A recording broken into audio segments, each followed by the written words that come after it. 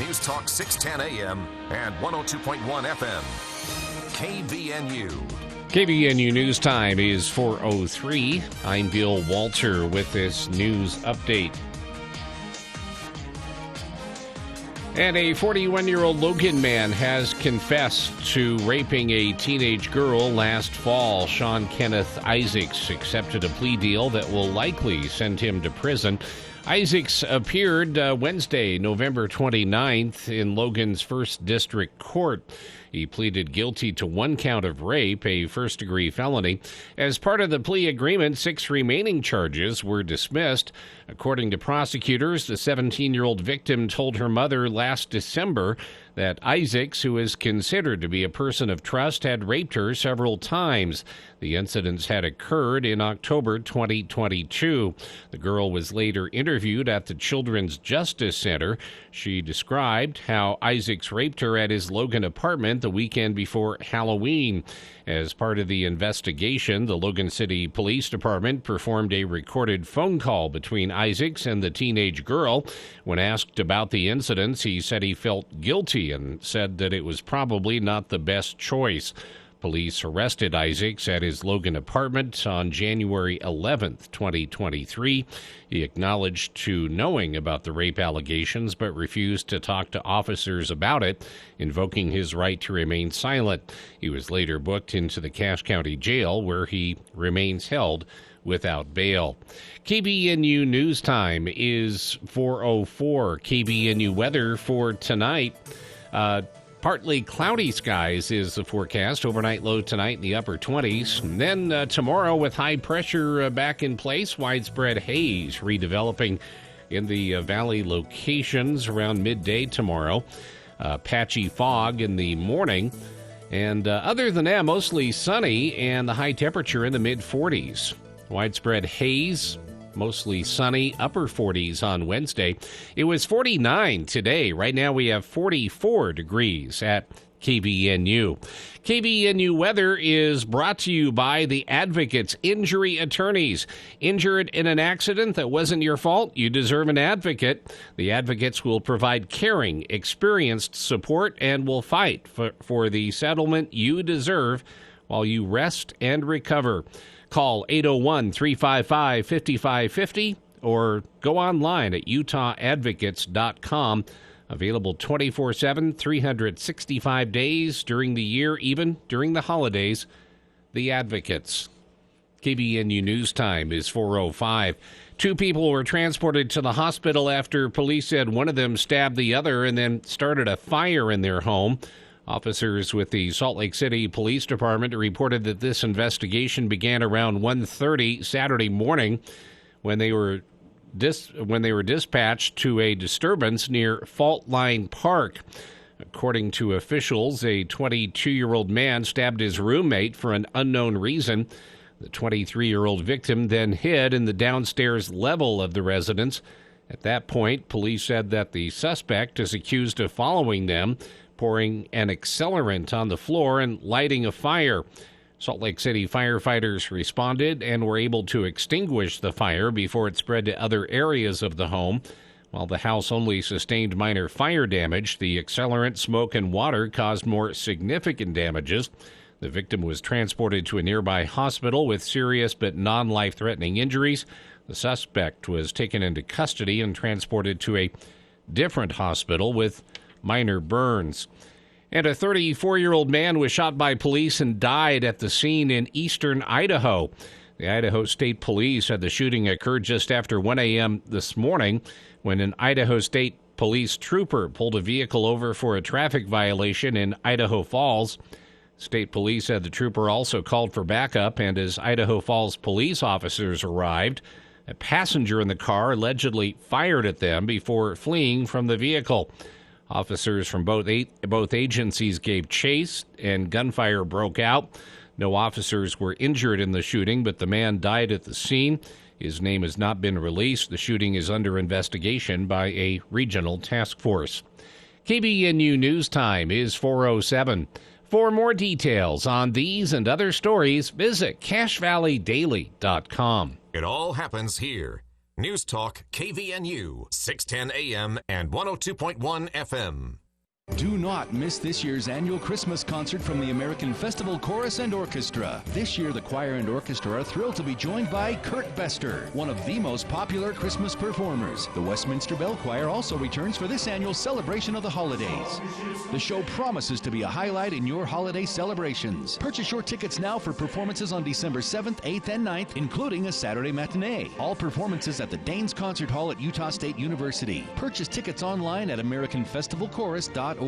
Are you in need of excellent surgical care? Budge Clinic General Surgery offers the future of surgery with state-of-the-art robotic-assisted procedures. From cancer treatments to surgical needs, they've got you covered. Call Budge Clinic General Surgery today, 435-716-1950, to schedule a consultation and experience the best possible outcome. Trust Drs. Anderson, Marshall, McKenna, and Peterson, the experts at Budge Clinic General Surgery, helping people live the healthiest lives possible.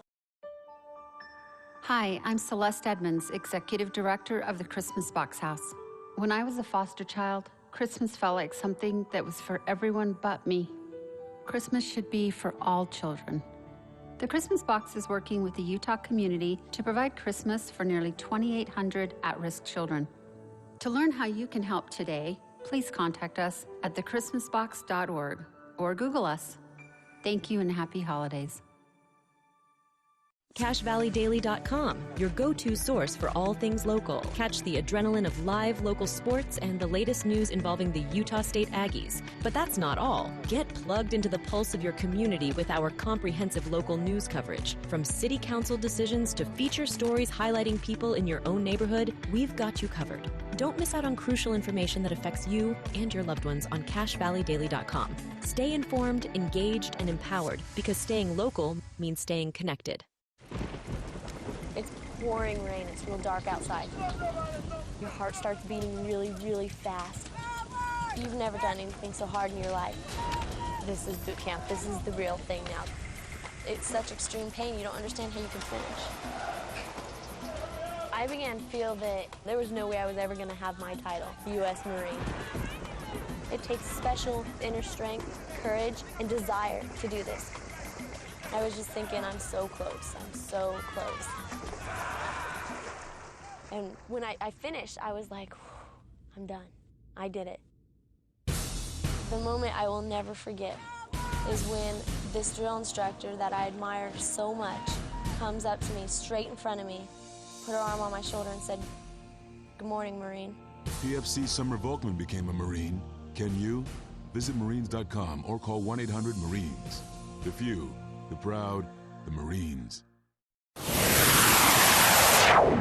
For the people. We are waiting with bated breath for news from the Cash Republican Party meeting an executive committee tonight. With Jason Williams. And I'm really excited about this next segment. We have two guests here in studio. We're going to talk about something that we've talked about many times here on the show, but from a bit of a different angle. Weekday afternoons from 4 till 6 on News Talk KVNU, 610 AM and 102 FM.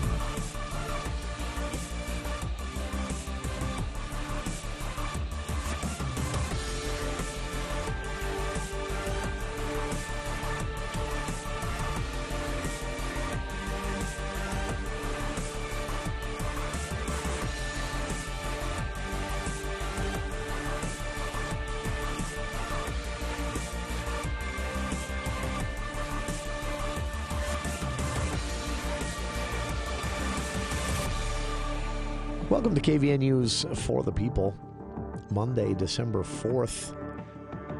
I'm Jason Williams, Bill Walter here in the studio. Governor Cox picked up another challenger in this race. Don't read too much into that, though.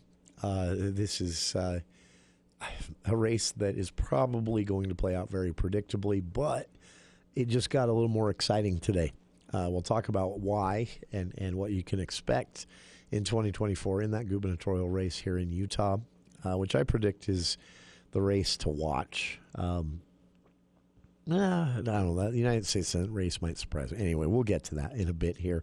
A local couple that have organized a live nativity event coming up this weekend at Morgan Farm here in Cache Valley will be joining us this hour to talk about why they got involved in basically saving a live nativity event that otherwise wasn't going to happen. Also, I'm so excited about this.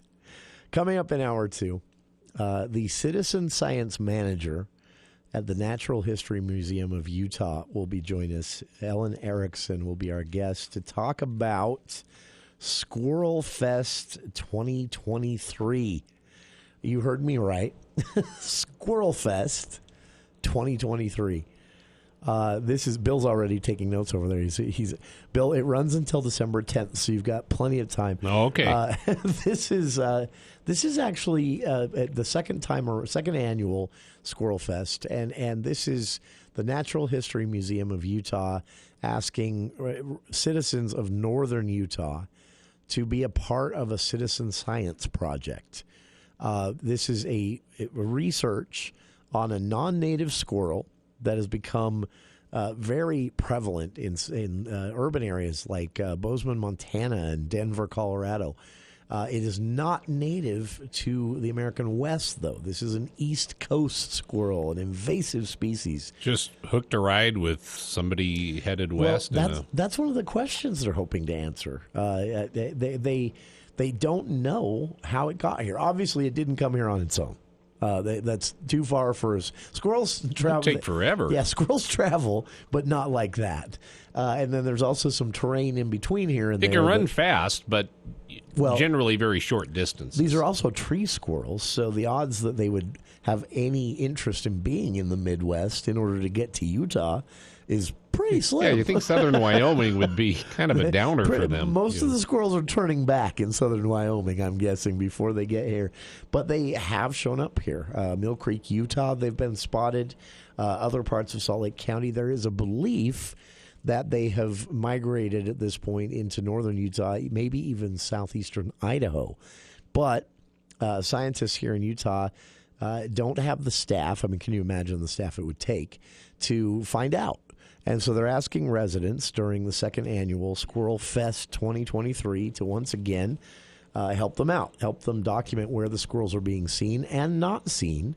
They have incentive for this as well. We'll talk about it with Ellen when Ellen joins us in hour 2. But they have a giveaway to the first 150 people that go out and after 10, 20 minutes of observation, fill out a survey about what they saw or didn't see and where they saw or didn't see the squirrels.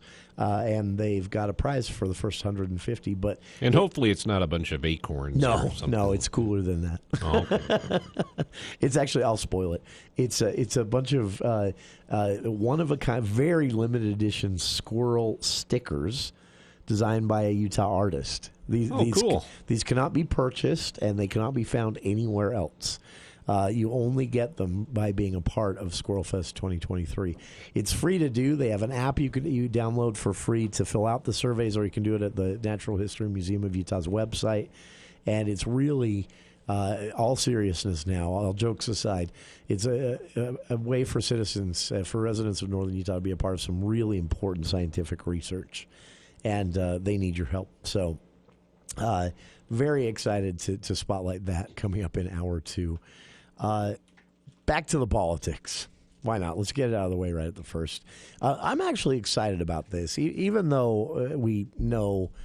I mean, if I had to, all the candidates as I interview them are going to give me a hard time about this. Every time I make a prediction, then we have one of the candidates or the challengers on, and they say, "Oh, I heard what you said." Blah blah blah. Well, I'm sorry. I'm just being realistic. Most likely. In the Senate race is, I think, a bit more of a toss-up because, toss-up's not the right word, an unknown. The United States Senate race to replace Mitt Romney, who is not going to run for re-election next year. He'll serve out his term, his final year of his Senate term next year, so he'll still be there in the United States Senate, but a bunch of other people are going to be campaigning for that seat because he's not running. Right now, we know Brad Wilson, former Speaker of the House, he's now resigned from that position to run. And a longtime lawmaker with his background is in real estate finance. Basically, he ran a real estate financing company.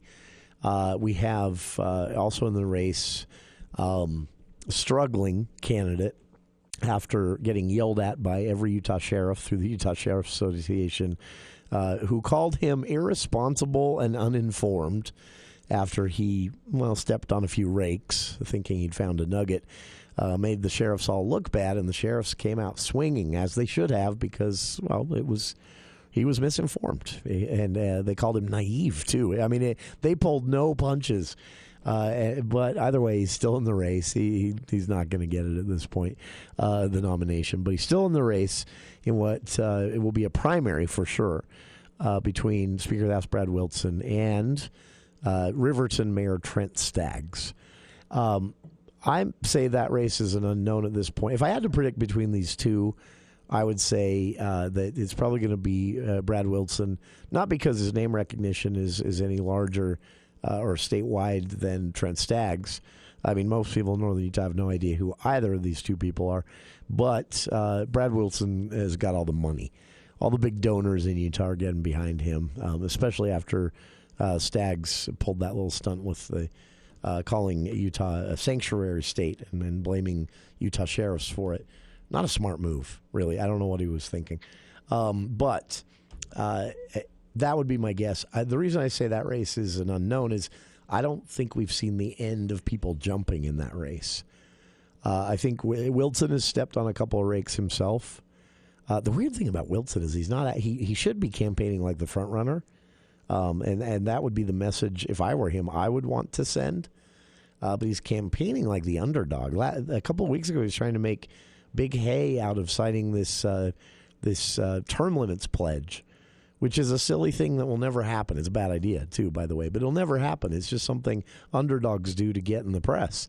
And Wilson was out there doing it like he's the underdog in the race. Anyway, I think there are people with reservations. Obviously, at this point, there are people with reservations about Trent Staggs and his judgment. The Sheriff's Association made sure of that with their statement calling him naive and uninformed and irresponsible. Those were exact words they used, and it got statewide coverage. Wilson, though, I think has people a little hesitant too with some of his own stumbles. So I think there were rumors for a while of Congressional Representative John Curtis from Utah's 3rd District jumping in. I don't know. He said he'd thought about it and was going to, and then decided not to. But if the rumors I'm hearing are that people are definitely, and by people I mean the power brokers in the state. It's unfortunate we have them, but we do, and every state does. From the rumors I'm hearing, the power brokers are very cool on Trent Staggs. But they're only lukewarm on Brad Wilson. They're disappointed with some of the things he's done so far as a candidate. And granted, it's early, really early. But I think there is an opportunity for someone else. I have no idea who it would be. Again, Representative Curtis said it's not going to be him. He put a statement out saying, I thought about it. I did get a lot of people asking me to run, but I'm not. I've decided not to do it. Maybe he changes his mind. I don't know. So that race, I would say, is an unknown at this point because I don't think it's going to come down to just a choice between, for Republican primary voters, registered Republicans, I don't think it's going to come down to a choice between Wilson and Staggs. I think someone else is going to jump in there, and maybe they'll be the one that takes it. Who knows? The race that I think is much more decided, though, is the gubernatorial race next year. Governor Cox is running for re-election. He's already campaigning. He has a Republican challenger, Phil Lyman. We had him here on the show several weeks ago. Lyman is it's a long shot for him. He said as much when we had him here on the show. He knows, Cox, the governor's race here in Utah, the governor has the bully pulpit. Everyone knows who the governor is. Even if they don't know a thing about where he stands on this issue or that, they know I shouldn't say everyone. I would hope everyone, but I would say most people, and especially registered voters, know who the governor is. Any challenger is going to have to fight that battle, but governors can be very unpopular because they also have a track record, or popular because of that track record. And that, I think, is where we'll see where Utahns fall. based on previous history, recent history, the popularity of Governor Herbert, the fact that Spencer Cox has not been very different from Governor Herbert. He has been different, and I think in some positive ways. And that I don't mean that as a criticism of Herbert. I think Herbert was a governor that made most Utahns very happy, and I think Cox has done the same in the key ways that matter when it comes to re-election. So I would guess that this is Cox's race to lose.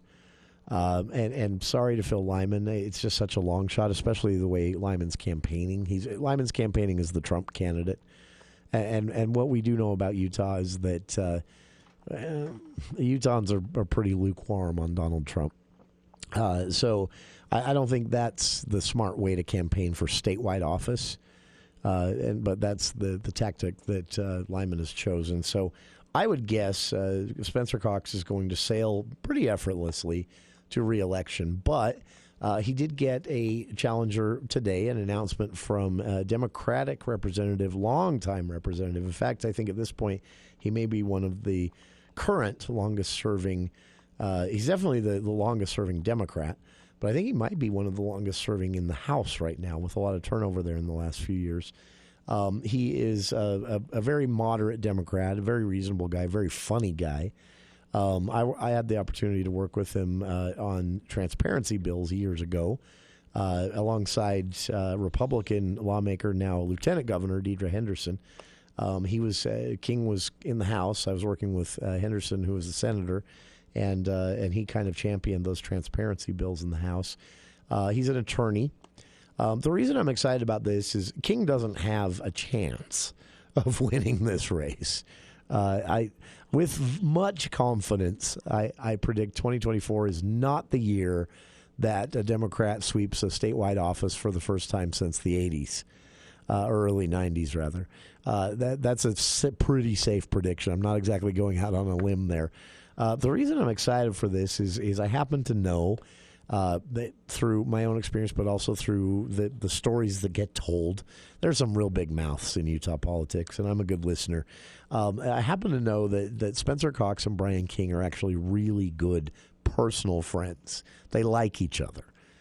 They've gone to battle before. They've locked horns over legislation with King as the minority leader, and there have been some bills where the vote was going to be close enough that Republican leadership hoped to get some Democratic votes because they weren't sure that enough Republicans were going to be on board for a priority issue. And so they have courted votes from Democrats on certain budget items and things like that, just in case.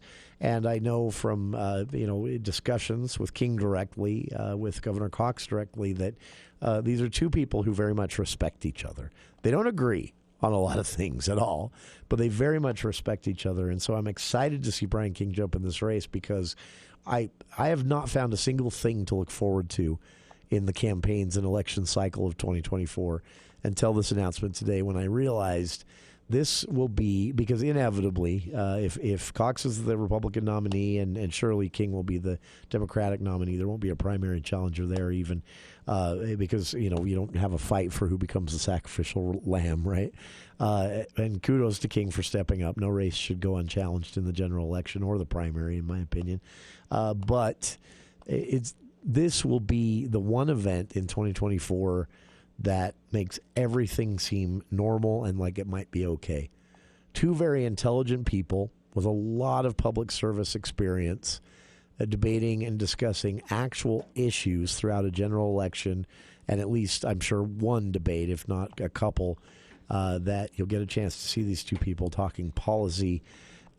It'll stand out as so different from everything we're about to see in the presidential race and more. So I'm very excited about that. I haven't been excited about a Democratic candidate here in Utah for a long time because, again, it's such a foregone conclusion they're losing. The races won't even be competitive. So it's, even if you happen to like the person, it's difficult to get excited for the Democrats, and I blame them. I have no sympathy. You don't win elections just because you're entitled to. You win elections by making the case and convincing voters. And Democrats have not figured out how to do that in Utah. So it's their own fault. But it does make the races kind of snooze fests. So this is the first time I've really gotten excited about a matchup And again, I'm only excited because I think these are two people who will campaign with integrity. And when they debate, it will be meaty and wonky and intelligent.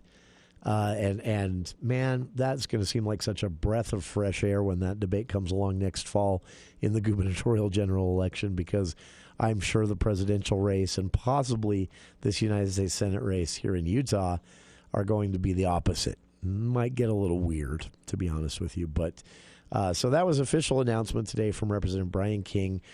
Statement from Governor Cox said, I welcome Brian into the race. It's no race should go unchallenged. I appreciated this from Governor Cox.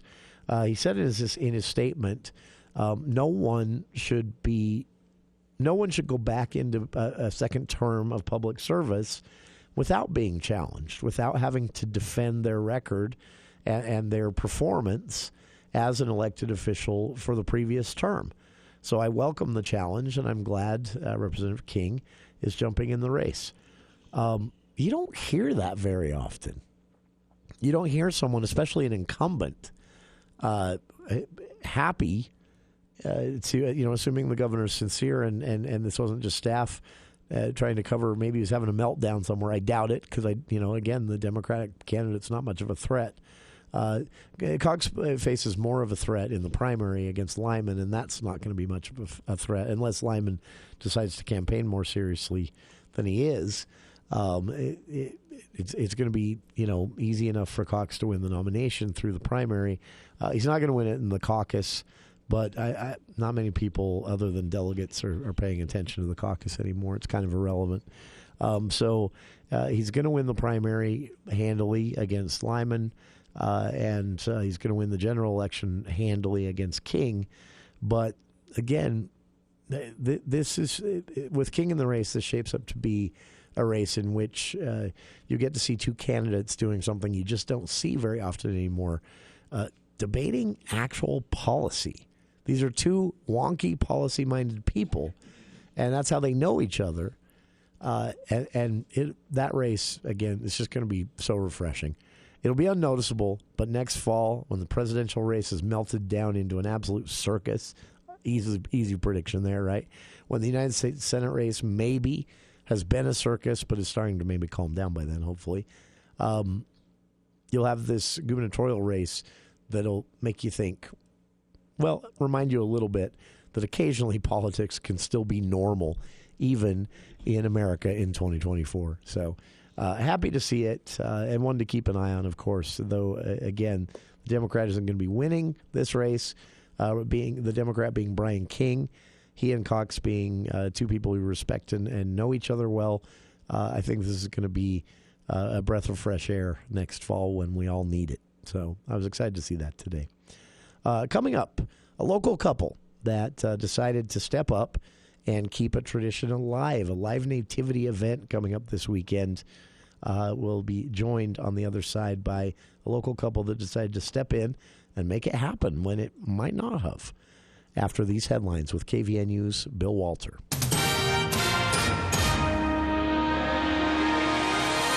Thank you, Jason. KVNU News Time is 4:31. A stranded family and injured snowmobiler were rescued after two separate incidents during a snowstorm in Wasatch County on Sunday.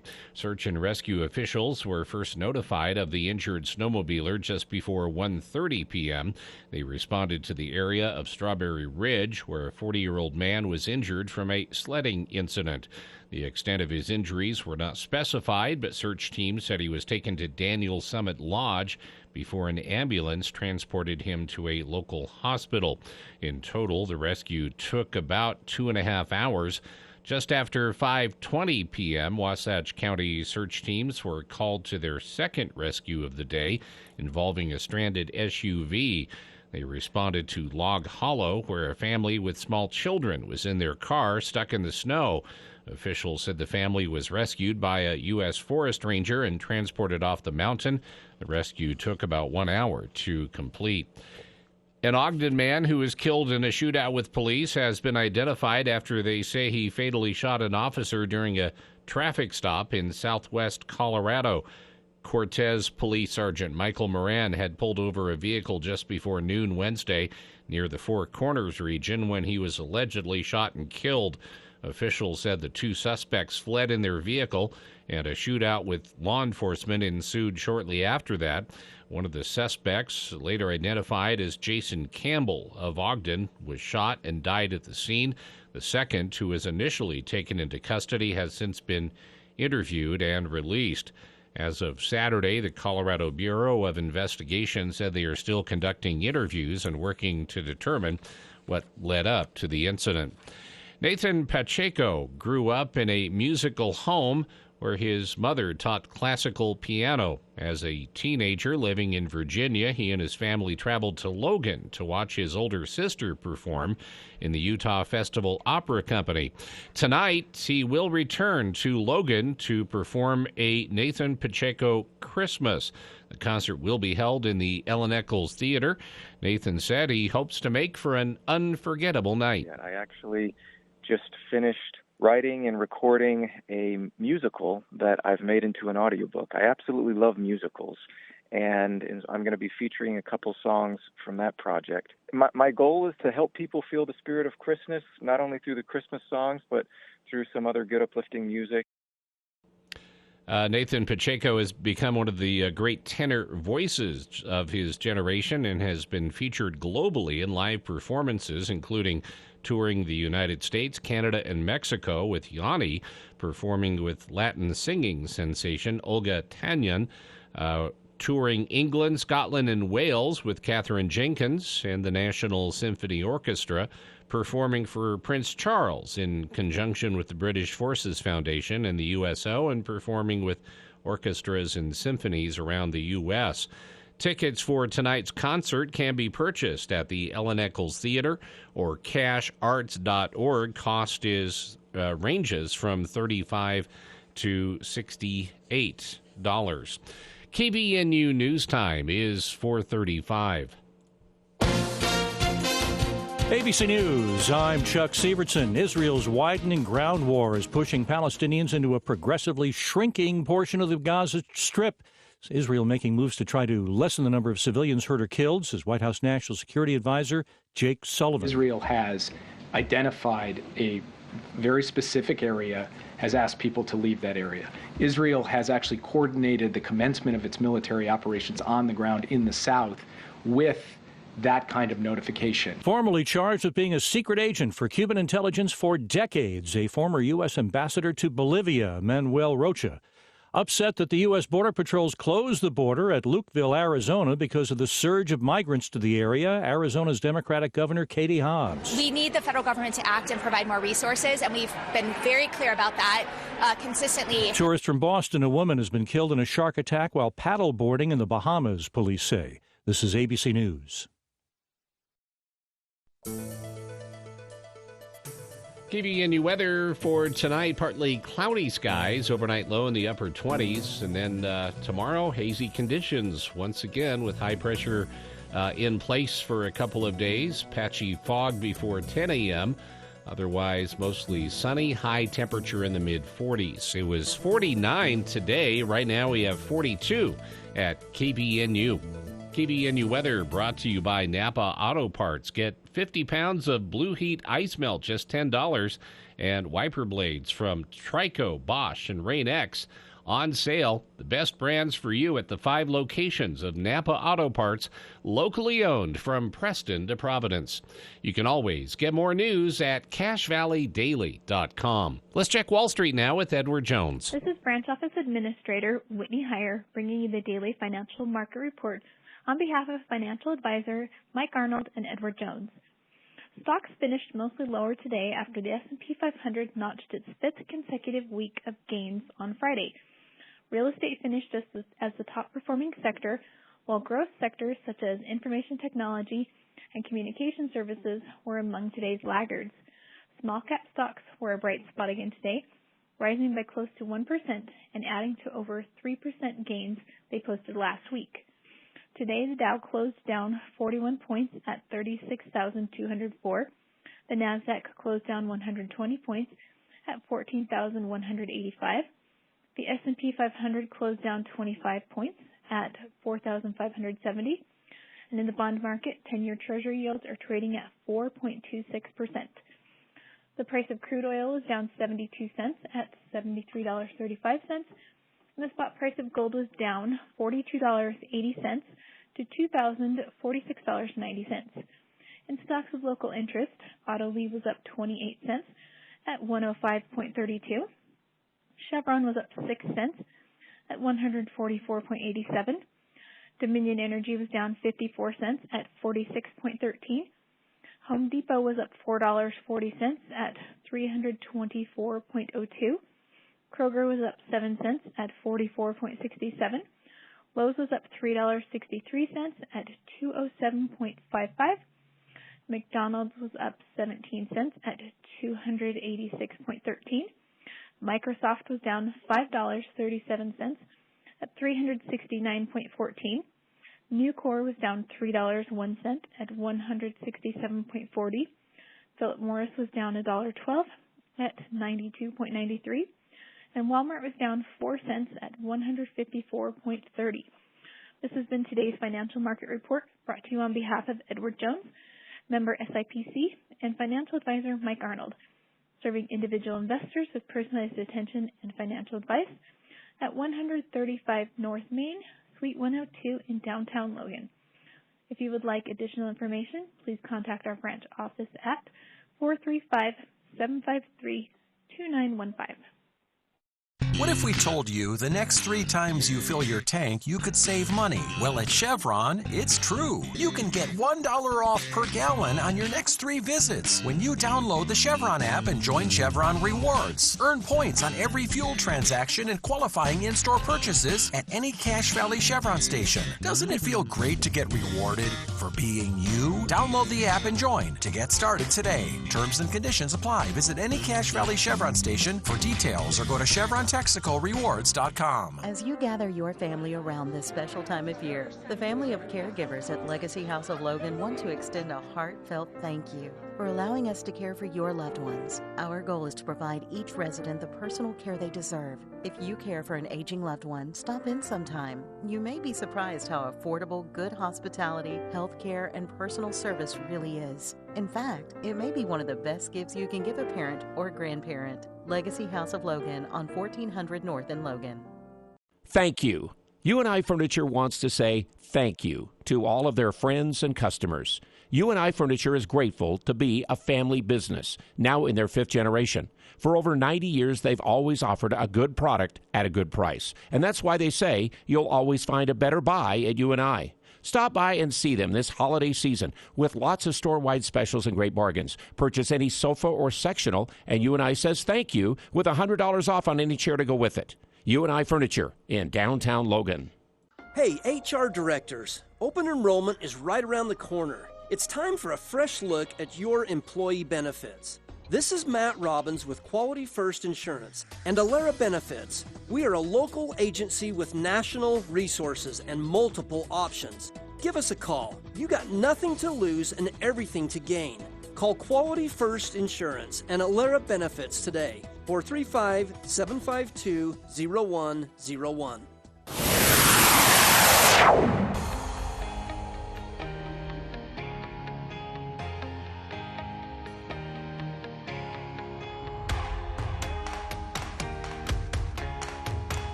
Welcome back to KVN News for the People.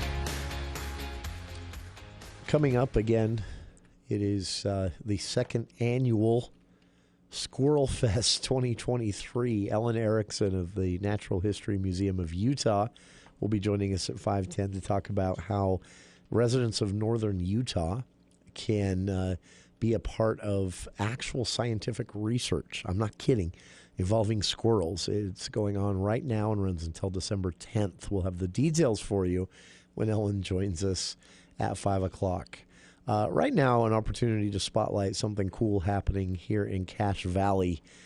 This is an annual family favorite this time of year for the Christmas season.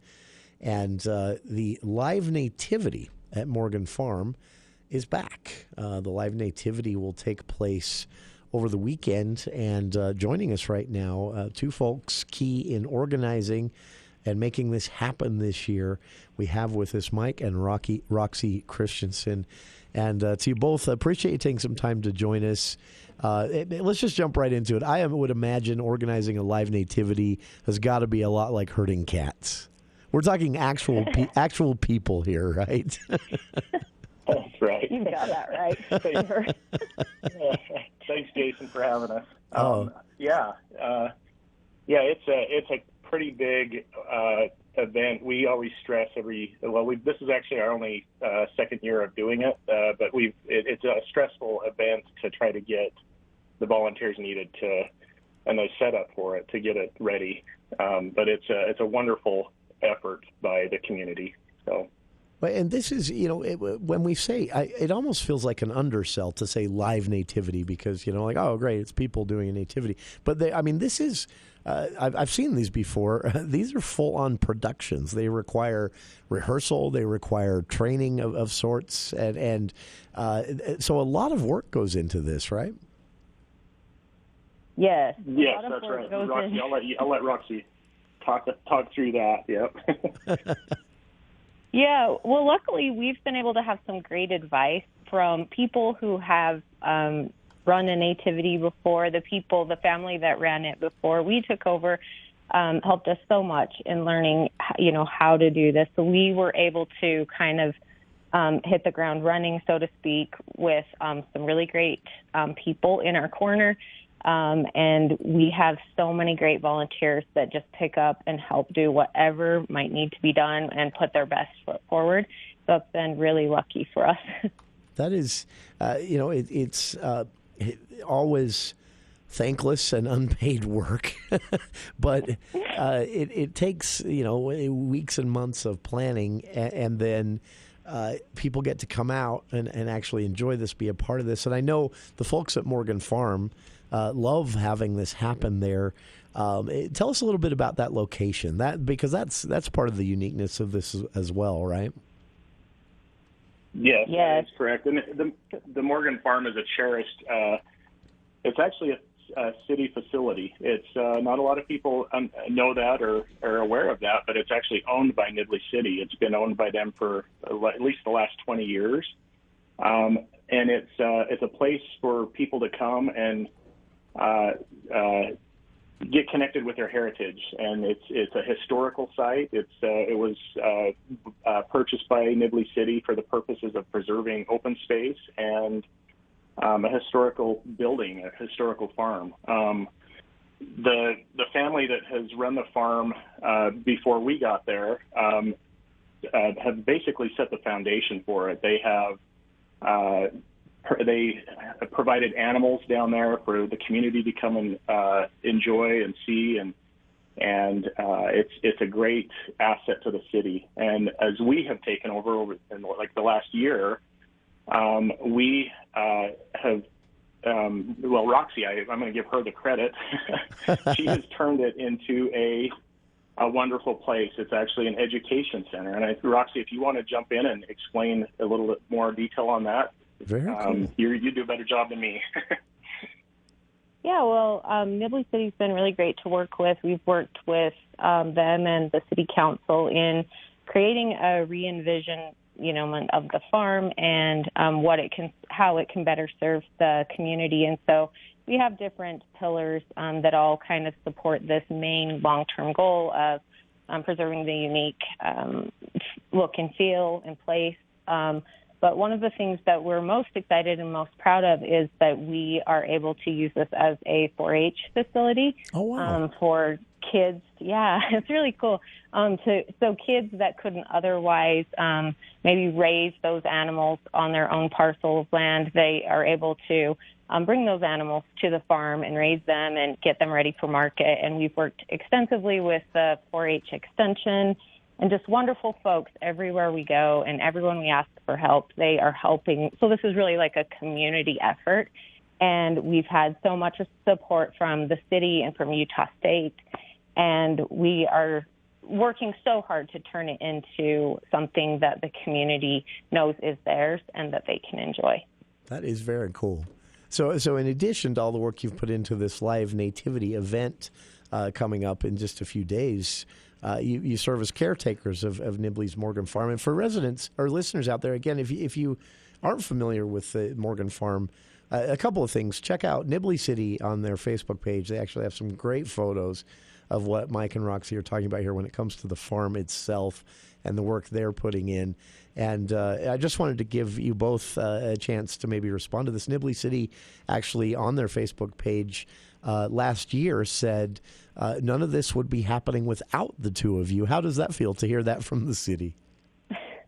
Well, I didn't know that. That is the first time I'm hearing it, but that's wonderful. But it really couldn't. I mean, we've had the ideas and we've talked back and forth about them, but without the support that we've been given everywhere we go, it wouldn't matter if we had that great idea, because it takes so many people to make this work. So it's an honor to hear that, and but I would kind of return that back to everybody that has helped us, because it certainly isn't just the two of us. This is, and obviously, we would be completely irresponsible if we didn't mention during this interview that when we say live nativity, we're talking camel, donkeys, sheep. I mean, this is actual live nativity with barnyard animals and more. How'd you get the camel? We know it. We know a guy. Really? Yeah. So that is impressive. Yeah, the camel lives in the valley. So we just try to work with them every year. They're really great to work with. They bring in a camel and a donkey, and then we have other community members that we go and pick up the sheep, and then we have some at the farm that we use also for this event. But we try really hard to have it be a really unique experience for each person that comes, and that they that it spreads a feeling of joy during this time of year. We also have wagon rides. We have a wonderful man from the community that he and his wife bring their team down, and they offer that for the community. And it's a really great experience, and it's a time that community comes together, and I'm so glad to be a part of it. Both in the planning and execution of this, and also enjoying it, a community event from start to finish. Again, for listeners, it's December 8th, 9th, and 11th from 6 to 8 p.m., a live nativity event at Nibley's Morgan Farm, which, if you're not familiar with that, the exact address, 2726 South, 8th West in Nibley, 800 West in Nibley. Again, 2726 South, 800 West in Nibley. If you just do a simple Google search for Nibley Morgan Farm, you'll find it easily through your Maps app and more. And this event, again, organized by Mike and Roxie Christiansen and a host of community volunteers they've put together to make this happen a second year in a row. It's cheap, $3 a person, and all of that goes back into making sure that this can happen again. They're also asking attendees to help the food pantry at the same time.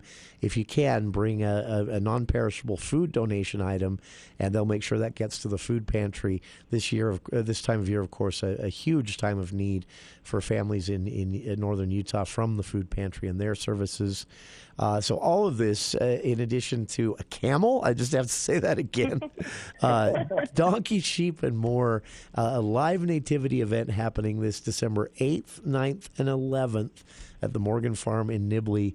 And our guests, again, have been organizers of the live nativity event and caretakers ongoing of the Morgan Farm, Mike and Roxie Christiansen. And Mike and Roxie, appreciate you both taking some time for us today, but more so, appreciate the work you're putting in. That's so cool, giving another location for 4-H, keeping this Morgan Farm active and happening with events throughout the year.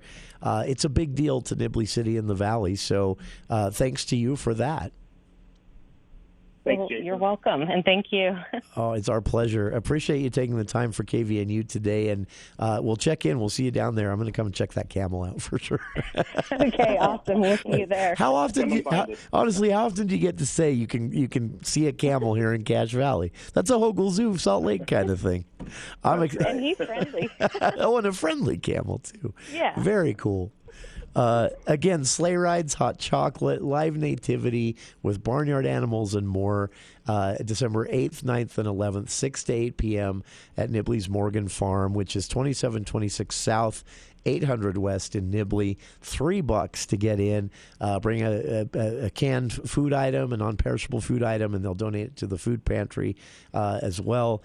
And again, Mike and Roxie, appreciate you taking some time for us today. Thank you so much. Thank you so much. It's been a pleasure. Thank you. And to our listeners, appreciate you making some time for us today as well. Stay tuned. We'll be back right after this. This is Dr. Paul Daines at Cache Valley Hearing and Audiology. This time of year is filled with wonderful sounds, from music and family parties to an I love you from a grandchild. Don't miss any of these special moments. Let us help you or a loved one with a plan to improve your quality of life through better hearing. Visit us at 485 North Main Street in Logan or call to make an appointment at 753-4327. That's 753-HEAR or find us at cachehearing.com.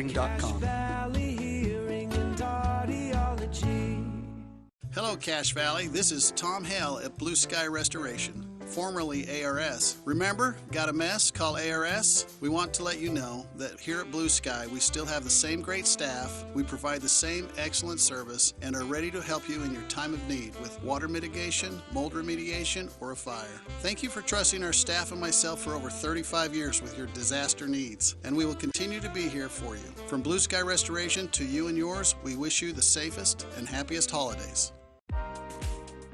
Don't let concerns about today's events derail your long-term financial strategy.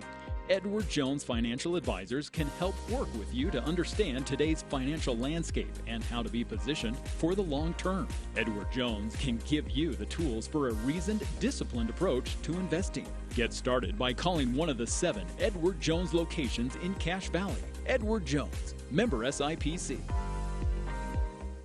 Meet me downtown. Meet me in downtown Logan.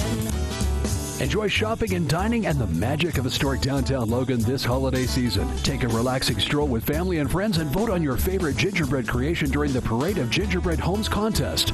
Visit logandowntown.org for all the details. Christmas in historic downtown Logan. Explore the magic of downtown Logan for the holidays. Meet me downtown. Meet me in downtown Logan. Tuesday edition, Clay Travis, Buck Sexton Show. Will be on the eve of the 4th Republican debate down in Tuscaloosa, Alabama. Who's going to be on the stage, and does it at all matter when it comes to figuring out who might be number 2 behind Trump? Plus the latest in the Israel-Hamas war. The Democrats here at home are not really clear on what should happen. We'll break it down for you with more clarity on Clay and Buck. 10 to 1 on News Talk KVNU, 102 FM at 610 AM.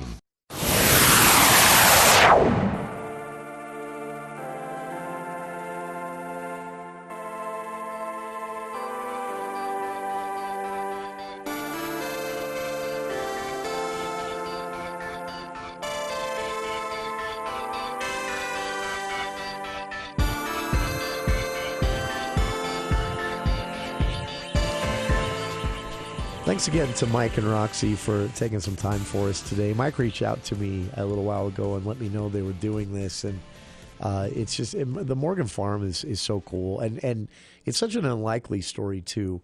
This is, as Mike and Roxie mentioned, Morgan Farm in Nibley is city owned, and it almost became just a thing that didn't exist anymore. It's the coolest location, and it's the site of. It allows Nibley City to do some events that a lot of other cities don't have even a place for, let alone the opportunity to host. And I think it was a smart decision of the city to preserve this farm.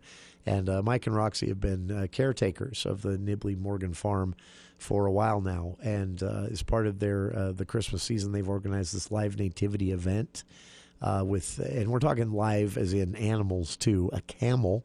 I just have to throw that out again. That was one thing that I didn't know headed into the interview.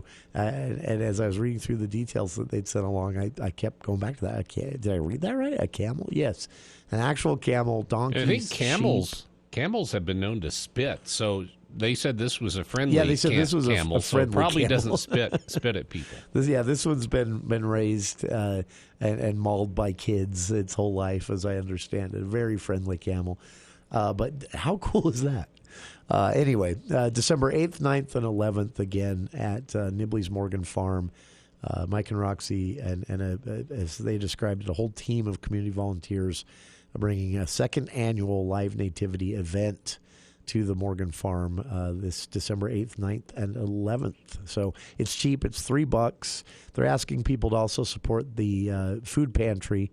When you come, bring a non-perishable food item. Canned food especially appreciated, and they'll make sure that makes its way to the food pantry.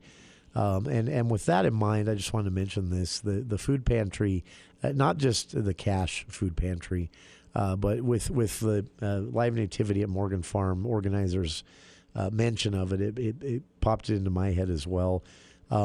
It's I know this time of year can be an expensive time of year for all of us. A lot of gift buying, a lot of expenses on holiday parties and family get-togethers and all of that. So I understand it oftentimes seems ironic to be asking people to be charitable at this time of year, but that is the reason for the season, as they say. And so if you're looking for something good to do with your time or your money right now, visit cashfood.org, the Cash Food Pantry's website. There's a big donate button there. There's also a video that's been recently posted by food pantry organizers and volunteers on both their new backpack program. You'll have to watch the video to see what that's about, but it's short version, lunch and breakfast items for elementary kids to take home. Kids from low-income families that are oftentimes leaving school, going home, and being hungry. This is a backpack they can take home with a fully prepped meal to cook in it. Of course, the food pantry couldn't do this without your support, both financial donations and food donations as well. The need is greater than ever, I was told this week or today by a food pantry representative. So please, cashfood.org, help them out. And we'll be back with hour 2 of our today's show. We're going to be talking about the 2023 Squirrel Fest. You heard me right.